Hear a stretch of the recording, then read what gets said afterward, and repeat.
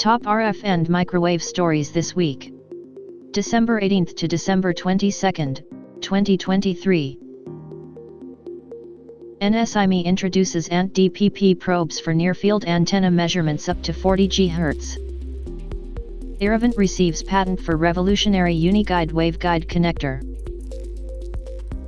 LG and Saint-Gobain curated to showcase cutting-edge transparent antenna for vehicles at CES 2024. RFHIC unveils Optigon transistors optimized for price and performance, ideal for 4G/LTE and Open RAN applications. Hot swappable liquid-cooled solid-state power amplifier platform for mission-critical applications. Vesperix redefines microwave software-defined radios with the VXSDR20 series. Anritsuo and Emite's ODA measurement solution can measure IEEE 802.11b, Wi-Fi 7, devices. Talisman introduces new patented technology to produce high-performing GNSS antennas.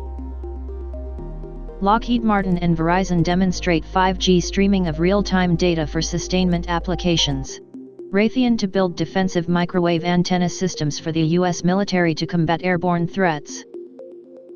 Everything RF. Keeping you up to date with the RF and microwave industry.